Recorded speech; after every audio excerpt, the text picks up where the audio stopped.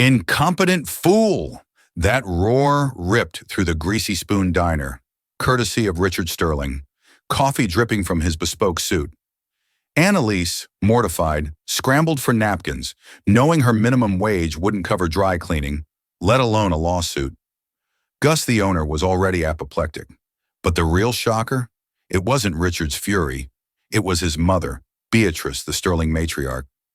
She wasn't looking at the coffee stain. Her diamond-sharp gaze was locked on Annalise's forearm just above the burn. An old scar shimmered faintly there. They didn't know it, but that mark, it wasn't just a birth defect. It was a damn bloodline, and Beatrice Sterling knew it. They have no idea how her quiet kindness will change everything. Incompetent fool! That roar ripped through the Greasy Spoon Diner, courtesy of Richard Sterling, coffee dripping from his bespoke suit. Annalise, mortified, scrambled for napkins, knowing her minimum wage wouldn't cover dry cleaning, let alone a lawsuit. Gus, the owner, was already apoplectic. But the real shocker? It wasn't Richard's fury. It was his mother, Beatrice, the Sterling matriarch. She wasn't looking at the coffee stain. Her diamond-sharp gaze was locked on Annalise's forearm, just above the burn.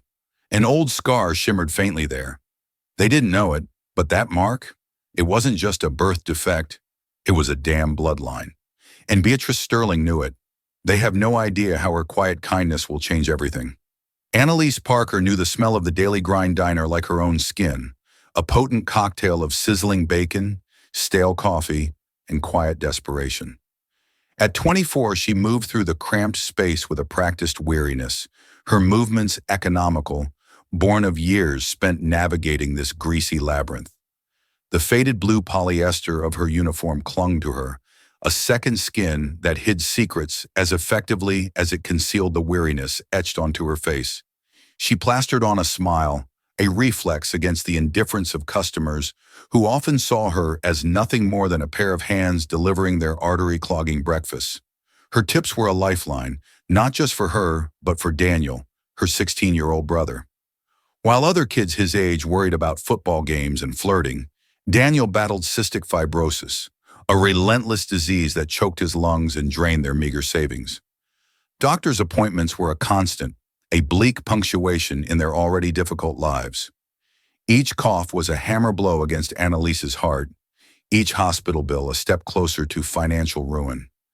Every extra shift, every skipped meal, went into a fund for an experimental treatment, a fragile hope against the overwhelming odds. Tuesday's lunchtime rush hit with the force of a tidal wave. The diner vibrated with the clatter of cutlery, shouted orders, and the insistent hiss of the grill. Annalise danced between tables, balancing a precarious tower of plates and mugs, her mind a finely tuned algorithm of orders and destinations. Then, the bell above the door chimed. The noise itself wasn't unusual, but the group that stepped inside, they were an anomaly. It was the Sterlings. Even if you'd never seen their faces plastered across magazines or watched them pontificate on cable news, you couldn't miss them. An aura of money and power, thick as the diner's grease, clung to them. Leading the charge was Beatrice Sterling, the matriarch, a woman whose age was betrayed only by the delicate web of lines around eyes that could cut glass. Her silver hair was impeccably coiffed, and her cobalt blue Chanel suit probably cost more than Annalise's beat-up Corolla. Beside her strode Richard Sterling, the CEO of Sterling Industries. He inherited his mother's sharp features, but twisted into a perpetual frown. He scanned the diner with undisguised disdain, as if fearing contamination. Trailing behind, looking like a deer caught in headlights, was his wife, Catherine, her elegant face pale with anxiety. Bringing up the rear was a man whose dark suit and grim expression marked him as security. The diner fell silent. Forks clattered to plates. Conversation stuttered and died. Gus, his face slick with grease, scurried out from behind the grill. Mrs. Sterling, Mr. Sterling, what an honor. We weren't expecting you. He stammered, his apron stained with a history of culinary mishaps. Our driver had a flat tire, Richard said, his voice clipped, each word a precisely aimed dart. My mother required a place to sit and a cup of tea. This was the closest establishment. He infused the word with a palpable distaste. Beatrice, however, offered a small, enigmatic smile. Nonsense, Richard. A change of scenery can be invigorating. She gestured toward the window. A booth by the window, if you please. Gus nearly tripped over himself, clearing the best booth, wiping the vinyl with frantic energy. Annalise's heart hammered against her ribs. This was her section. This was it. The table that could make or break her day, maybe even her week. A massive tip or utter disaster. Parker, you're up, Gus hissed, his eyes wide with panic. Don't screw this up. Quick, polite. Don't speak unless spoken to. Taking a shaky breath, Annalise grabbed her pad and approached the table, focusing on the scuffed formica. Good afternoon. Can I start you off with some beverages? She asked, her voice miraculously steady. Hot water with lemon, Beatrice commanded softly. Black coffee, Richard grunted, already engrossed in his phone. Just water for me, please, Catherine murmured, avoiding eye contact. Annalise retreated to the counter, her hands trembling slightly. She prepared the drinks with meticulous care, each movement deliberate, each action amplified by her nerves. This was it. $100 could mean a week of groceries. $200, Daniel's copay for his next specialist visit. The possibilities danced in her head, a fragile, shimmering mirage. She returned to the table, her focus razor sharp, her senses heightened. Placing the hot water before Beatrice, the water for Catherine, she turned to Richard, coffee in hand. Suddenly, a child from a nearby booth, chasing a runaway toy truck, slammed into her leg. The world tilted. Annalise felt the tray lurch, a sickening lurch that mirrored the churning in her stomach. The mug of black coffee slipped, arced through the air, and crashed onto the table. Hot liquid splashed, spraying across Richard's pristine trousers, onto the crisp white tablecloth, and directly onto Annalise's exposed forearm. A sharp gasp tore from her throat, a mixture of pain and abject horror. Incompetent fool! Richard roared, leaping to his feet and furiously brushing at his ruined suit. I'm so sorry, sir. It was an accident, Annalise stammered, tears stinging her eyes. She grabbed a handful of napkins, frantically dabbing at the mess, her mind racing. Fired. She was definitely fired. Gus would kill her, but it wasn't Richard's fury or Gus's incandescent rage that froze the room. It was Beatrice Sterling. The matriarch hadn't moved. She wasn't focused on the coffee-soaked table or her apoplectic son. Her gaze was locked with unnerving intensity on Annalise's forearm. In the chaos, the sleeve of Annalise's uniform had ridden up, exposing skin. The coffee had left an angry red mark, but it was the faint, silvery scar beneath that captured Beatrice's attention. A peculiar shape, like a stylized bird or a crescent moon with a single delicate feather branching off. A birthmark, something Annalise had always hidden out of a vague sense of shame. Time seemed to warp and bend. The sounds of the diner faded into a muted hum. Beatrice Sterling slowly raised a hand, her perfectly manicured finger trembling slightly as she pointed directly at Annalise's arm. Her face, moments ago a mask of aristocratic composure, was now a canvas of raw, unbridled shock.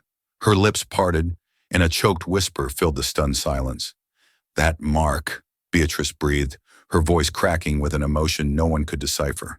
That mark, it runs in our family. Richard stopped dabbing at his suit, his face contorting in confusion. Catherine looked up, her eyes wide with bewilderment. Gus stood frozen by the counter, his mouth agape.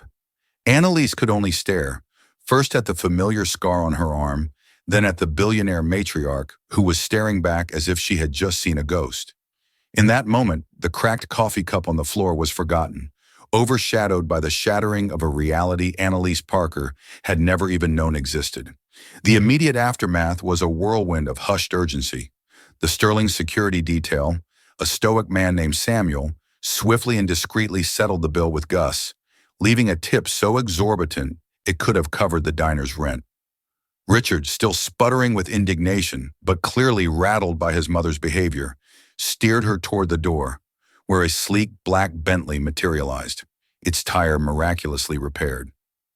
"Mother, this is absurd," he hissed, his voice low but sharp. "She's a clumsy waitress. It's a coincidence, A tattoo, anything. You're making a scene. Beatrice ignored him. Her eyes, filled with a storm of emotions Annalise couldn't begin to interpret, remained fixed on the young woman. "What is your name, child?" she asked, her voice regaining some of its authority, though a tremor remained. "Annalise. Annalise Parker." "Ma'am," she whispered, her own arm still throbbing from the burn. "Annalise?" Beatrice repeated the name, tasting it on her tongue. Foreign yet strangely familiar. She turned to Samuel. "Get her contact information. We will be in touch." And just like that, they were gone. The bell above the door chimed their departure, leaving behind a silence thick with unanswered questions and the lingering scent of expensive perfume. Annalise stood, motionless, wet napkins clutched in her hand, her world tilted on an axis she didn't recognize. Gus, after staring at the 5 crisp $100 bills Samuel had left, simply told Annalise to take the rest of the day off, his usual gruffness replaced by a stunned reverence.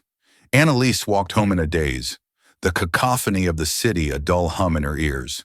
She lived in a cramped 2-bedroom apartment in Queens, a world away from the Sterling's Upper East Side existence. The building smelled of damp carpets and stale cabbage, a stark contrast to the Chanel No. 5 that had wafted from Beatrice Sterling. She found Daniel on the sofa, a textbook open on his lap, his breathing a little more labored than usual. He looked up as she entered, his bright, intelligent eyes clouded with worry. "You're home early," he said, his voice raspy. "Is everything okay?" How could she possibly explain that a billionaire matriarch thought a scar on her arm was some kind of family crest? It sounded like the plot of a bad soap opera. She was too tired for fairy tales, so she just shook her head and forced a weak smile. "Just a slow day. How are you feeling?" The call came the next morning, shattering the fragile normalcy she had tried to construct. It was a woman with a crisp British accent who identified herself as Beatrice Sterling's personal assistant. She politely but firmly requested Annalise's presence at Sterling Manor in Greenwich, Connecticut that afternoon. A car would be sent for her. It was not a request. Panic and a dizzying sense of curiosity warred within her. This was insane. A mistake. A cruel prank. A delusion of a wealthy old woman. Yet a small, desperate part of her, the part that still dared to dream of a life beyond stained aprons and crushing medical bills, felt a flicker of impossible hope.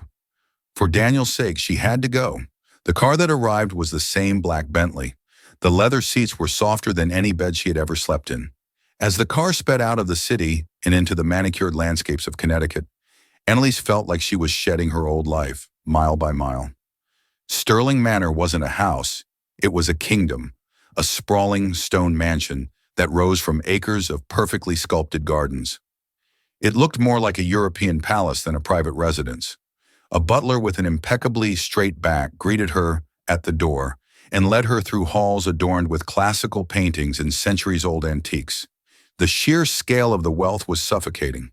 Every vase, every rug, every ornate chandelier was a testament to a level of existence so far removed from her own, it felt like a different planet.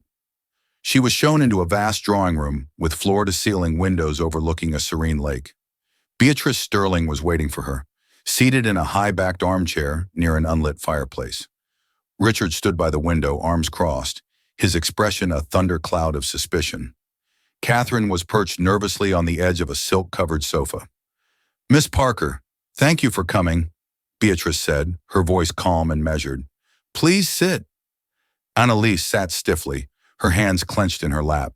She felt small and shabby in her best jeans and a faded blouse. "My behavior yesterday was abrupt," Beatrice began.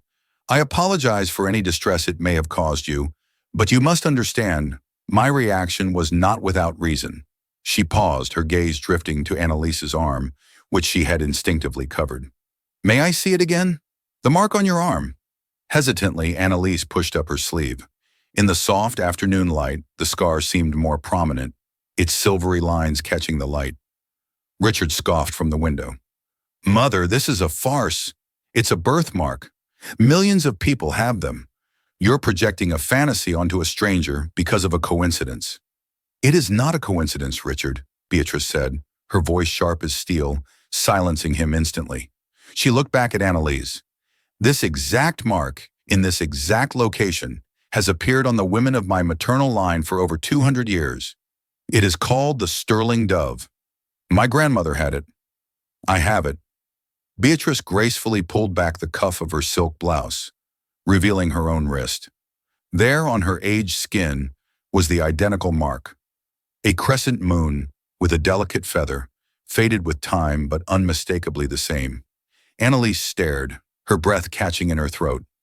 It was identical. The strange little shape she had always thought was a random quirk of her biology was staring back at her from the arm of one of the wealthiest women in the world. "How is this possible?" Annalise whispered, her mind reeling. "That is what we intend to find out," Beatrice said. "My youngest son, Edward, and his wife, Laura, were lost in a yachting accident 24 years ago off the coast of Montauk. They had an infant daughter with them.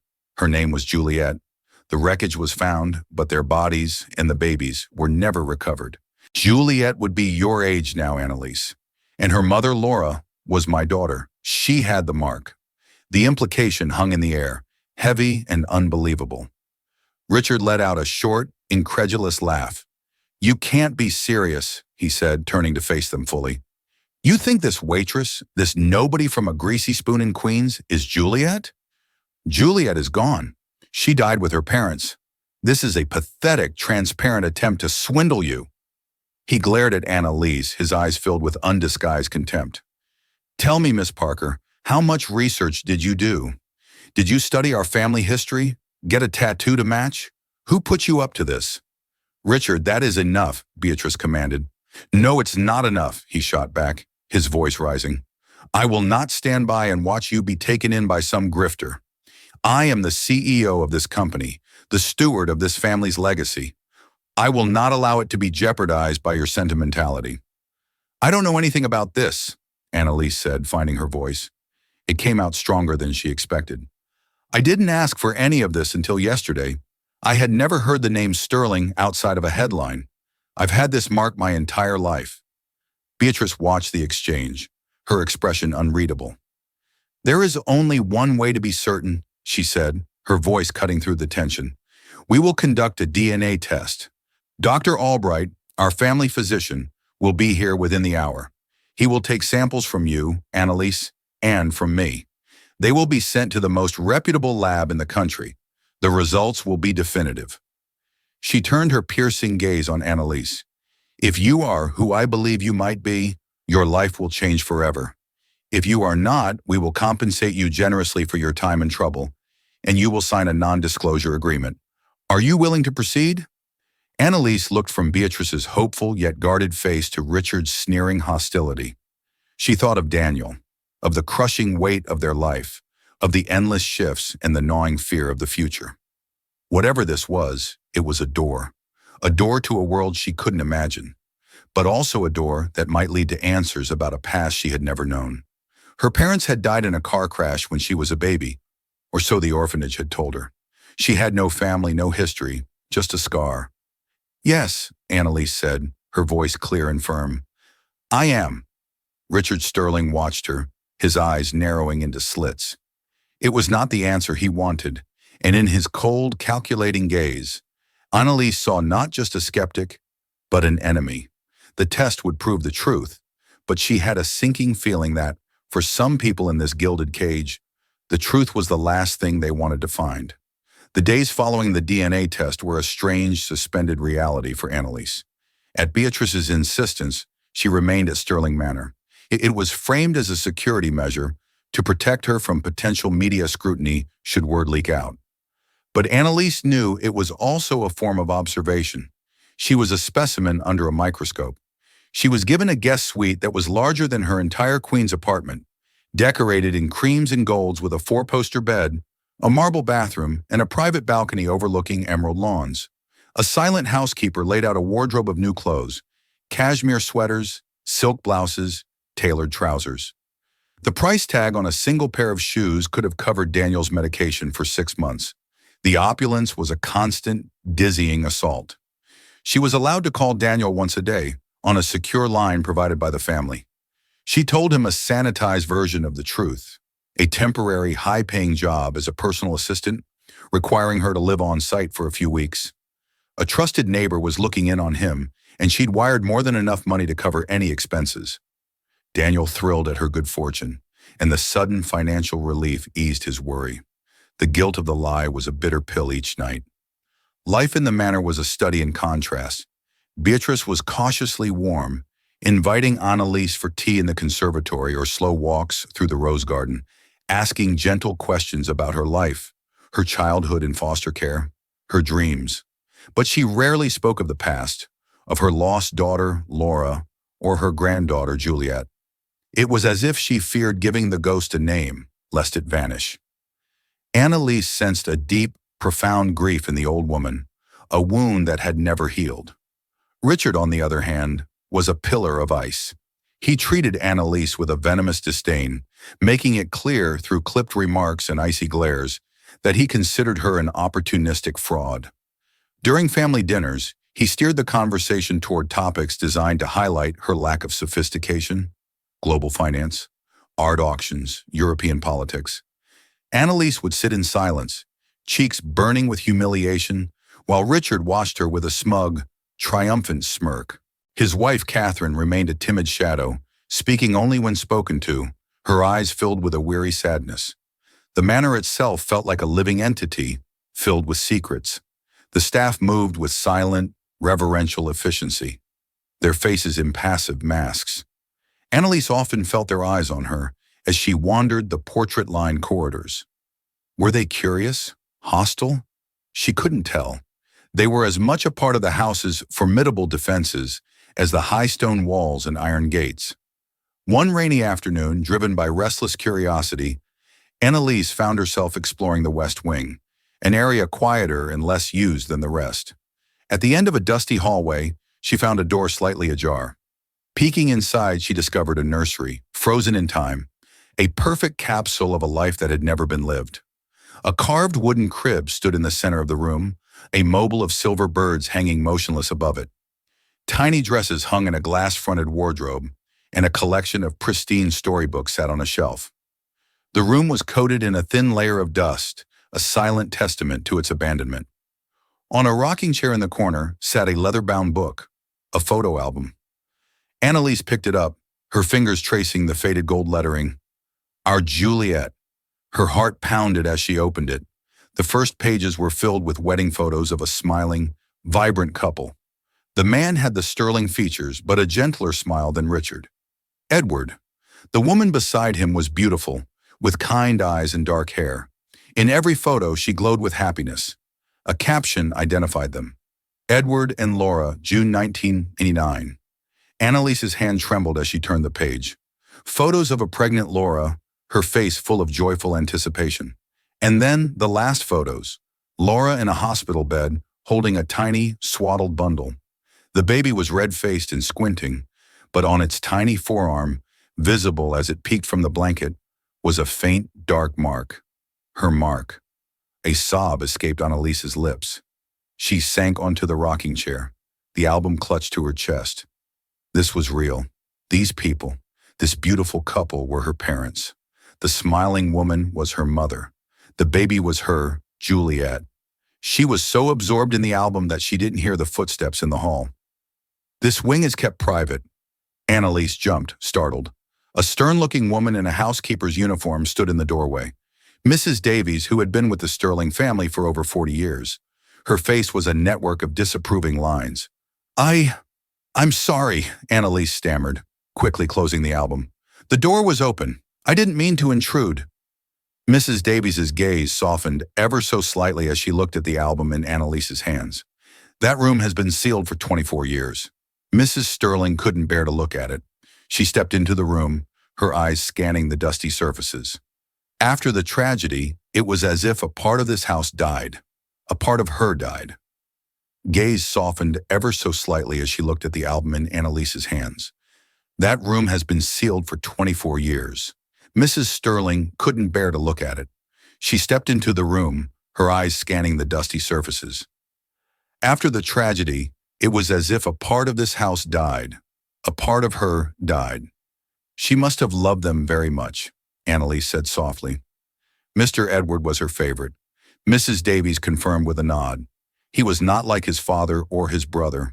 He was a gentle soul, an artist. He never cared for the business. All he wanted was his wife and his baby girl.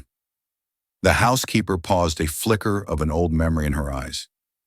He and Mr. Richard, they never saw eye to eye, especially after Mr. Gregory Sterling, the patriarch, passed away. Mr. Edward wanted to take his inheritance and leave, start a new life away from all this. What happened? Annalise prompted, hungry for any detail. Mr. Richard fought him, of course, said it would weaken the company, dilute the family's power. The arguments were terrible. The week before they left on that boat trip, the fighting was worse than ever. Mrs. Davies seemed to catch herself, realizing she had said too much. Her professional mask slipped back into place. It was a long time ago. Old history. She took the album gently from Annalise's hands and placed it back on the chair. The results of the test are due tomorrow. It is best to wait for the truth to be official before dwelling on ghosts.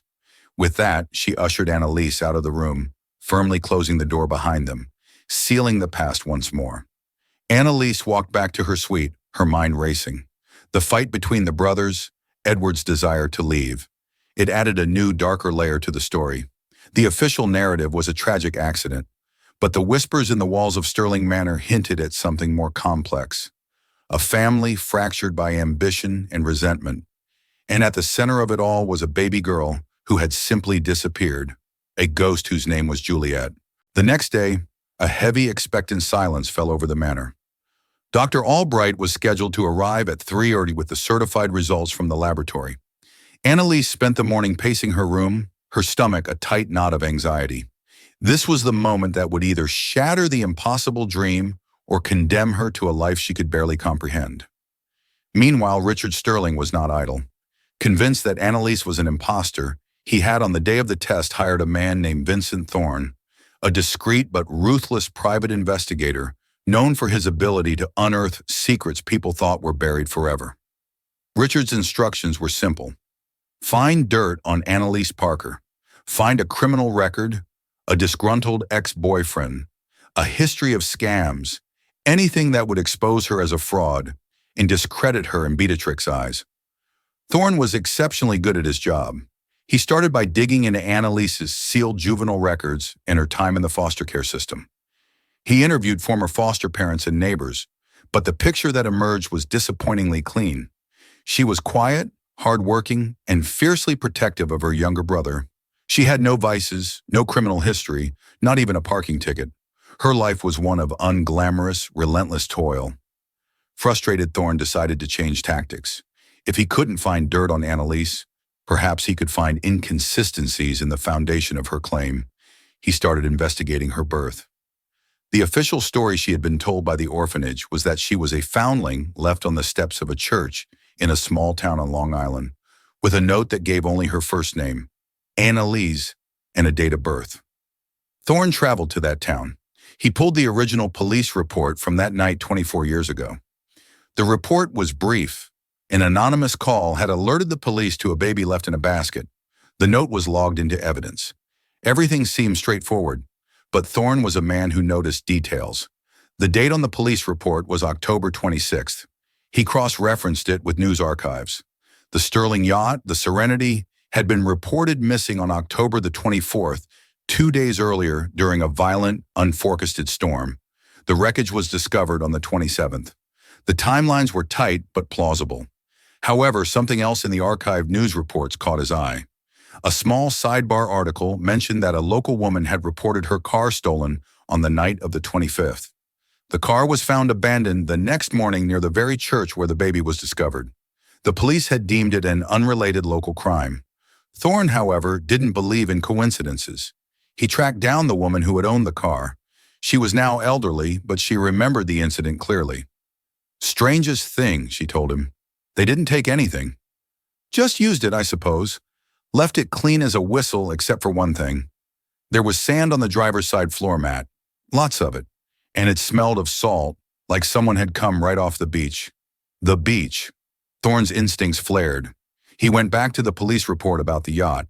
It mentioned where the bulk of the wreckage had washed ashore, a desolate private stretch of beach in Montauk, a good 50-mile march from where the baby had been found. He drove to Montauk and spoke with the retired Coast Guard officer who had been in charge of the recovery operation. The old man remembered the Sterling case vividly. "A real tragedy," he said, shaking his head. "That storm came out of nowhere. We searched for days, but the currents out here, they can take a body miles out to sea in a matter of hours. We never stood a chance of finding them." "Did you find anything unusual?" Thorne pressed. "Anything that didn't fit with a standard boating accident?" The officer hesitated. "Well, there was one thing unofficially. The emergency beacon on the yacht was state-of-the-art. It was designed to activate automatically on impact or if submerged. It never went off. We found it in the wreckage. The wiring had been cleanly cut." Thorne felt a jolt. Cut wires. That wasn't the signature of a storm.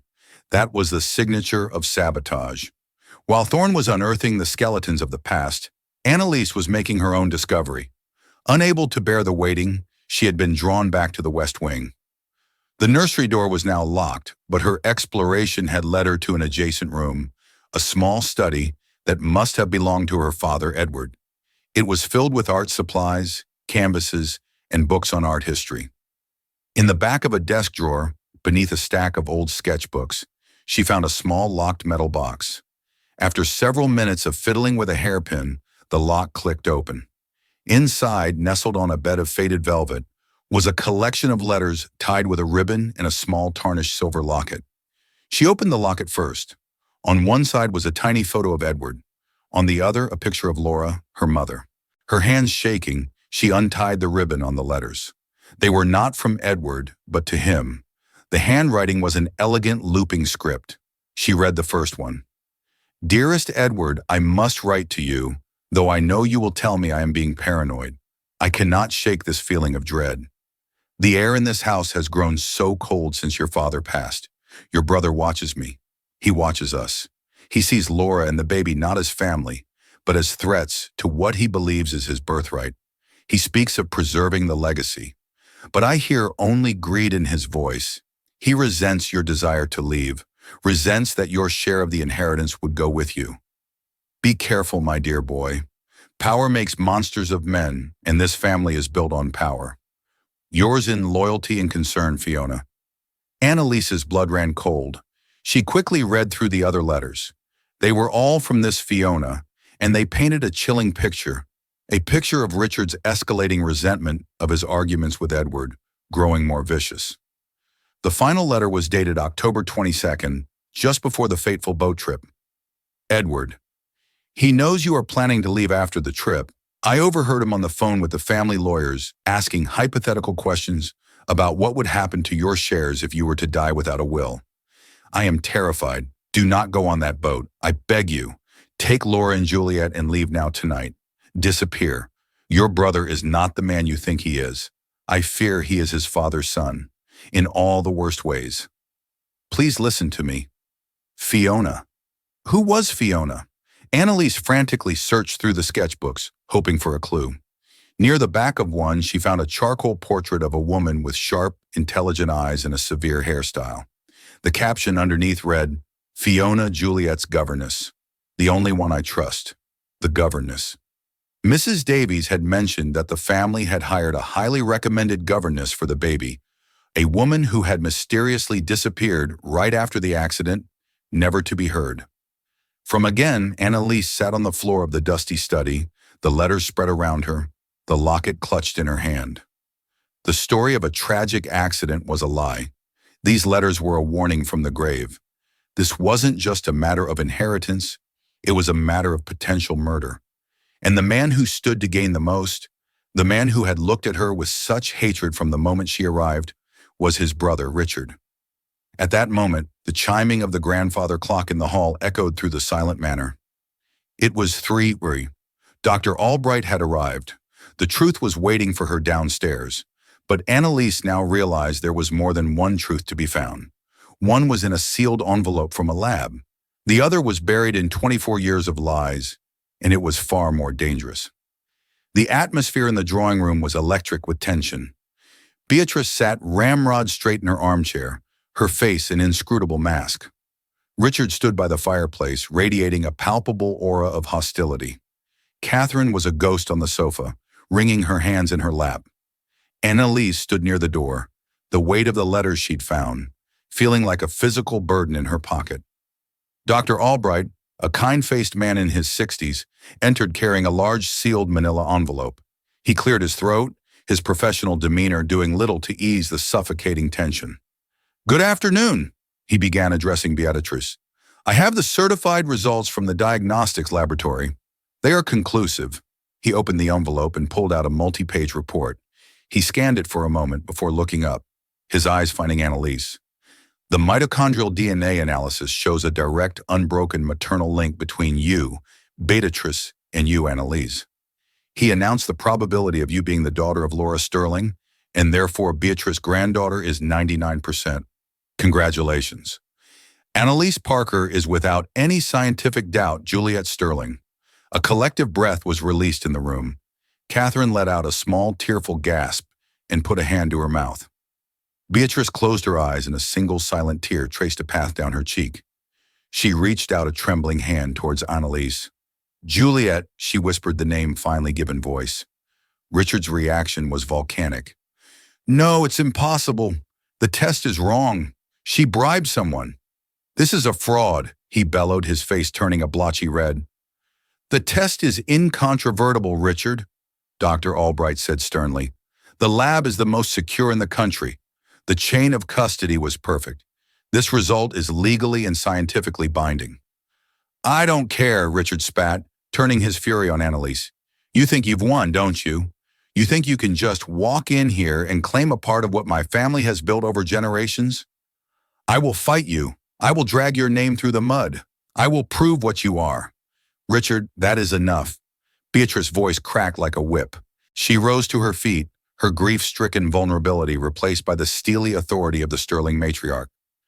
"You will welcome your niece into this family, or you will find yourself on the outside of it. Juliet is home.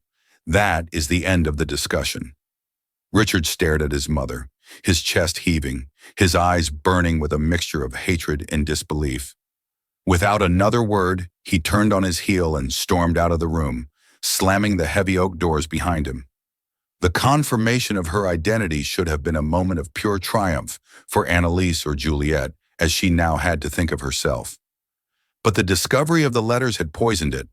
As Beatrice embraced her weeping, with a joy that was 24 years in the making, Annalise felt a chilling sense of dread. She was embracing a woman whose own son may have orchestrated the death of her other child.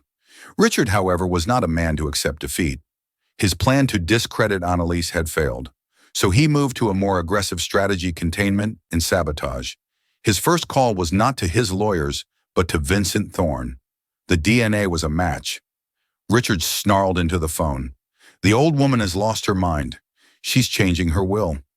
The girl stands to inherit Edward's entire original share. Held in trust. It's a fortune." "What about my findings?" Thorne asked, his voice calm and professional. "The cut wires on the beacon, the stolen car." "This wasn't an accident, Mr. Sterling." There was a long pause on the other end of the line. "That is a complication," Richard said finally, his voice dangerously low. "A complication that needs to be buried. Your investigation is over. You will destroy your files. You will forget into everything you found. Your final payment will reflect your permanent discretion." Thorne was a pragmatist, but he was also a man with a sliver of a conscience. He had uncovered a potential murder, and now his client was telling him to bury it. He knew exactly what that implied. "Understood, Mr. Sterling," he said, but he had no intention of destroying his files. Richard's next move was to isolate Annalise. He began a subtle but vicious campaign within the family and the company. He spread rumors that Annalise was unstable, that her years in the foster system had left her damaged and greedy. He instructed the household staff to watch her every move, reporting back to him. Annalise began to feel like a prisoner in the opulent mansion, her newfound grandmother's affection, a fragile shield against her uncle's relentless hostility. He tried to frame her. One evening, a valuable Faber egg went missing from a display cabinet in the library. Richard immediately accused Annalise, demanding her room be searched. The staff under his orders conducted a thorough search. Annalise stood mortified as they went through her belongings. The egg, of course, was not there. It was found hours later by Mrs. Davis, tucked away behind a book on a different shelf, a place it could have easily been misplaced. But the damage was done. The seed of doubt had been planted among the staff, and Annalise feared, even in Beatrix's mind. The serpent was striking, trying to poison her newfound life before it could even begin. Annalise knew she couldn't fight him alone. She had Fiona's letters. But who was Fiona? A ghost from the past. She needed more. She needed the man who had dug up the truth and then been told to bury it. Using the small burner phone she had kept from her old life, she did some research. Richard Sterling was a man of habit. His financial records showed a recurring payment to Thorne Investigations. It didn't take her long to find a number. She took a deep breath and made the call, retreating to the far end of the rose garden for privacy. "Thorne," a gruff voice answered. "My name is Annalise Parker or Juliet Sterling," she said, her voice shaking slightly. "I believe you were hired by my uncle Richard Sterling to investigate me." There was a moment of silence. "That's confidential client information. I know what you found." She pressed on her voice, gaining strength. "I know you found out the yacht accident wasn't an accident. I have letters from my governess, Fiona, warning my father about Richard. He told you to bury it, didn't he?" Another pause, longer this time. "You're playing a dangerous game, Miss Sterling." "Richard is the one playing a dangerous game," she retorted. "He tried to frame me for theft. I don't know what he's capable of, but I think he's responsible for my parents' deaths, and I think he'll do anything to keep his secret. I need your help. I need to find Fiona." Thorne was silent for nearly a minute. He was weighing the risk. Crossing a man like Richard Sterling could end his career or worse. But this young woman had courage, and she had evidence. Combined with his own findings, it was a powerful combination. Finding a ghost who has been hiding for 24 years is not easy. "Or cheap," he said finally. "My grandmother just set up a trust for me." "I can pay you whatever you ask," Annalise replied without hesitation. "It's not about the money anymore," Thorne said, a note of grim determination in his voice. "Richard Sterling made a mistake when he told me to bury a murder. Send me copies of those letters. I'll find your governess." As Annalise hung up the phone, she looked back at the magnificent stone mansion. It was her home, now her birthright, but it was also a viper's nest. Richard had struck at her and missed. She knew his next strike would be harder and more deadly. Finding Fiona was no longer just about understanding the past. It was about surviving the present. Vincent Thorne, a master of finding ghosts, began his search for Fiona Maud. He discovered the governess had been placed by a high-end agency, and after tracking down its retired owner, found her only emergency contact, a cousin in Vermont. The cousin was wary until Thorne showed her a photo of Annalise, her sterling dove birthmark clearly visible. Recognizing the proof, Fiona had told her to wait for the woman, revealed the truth. Fiona was alive, living in quiet fear under an assumed name, in a secluded cottage in Maine.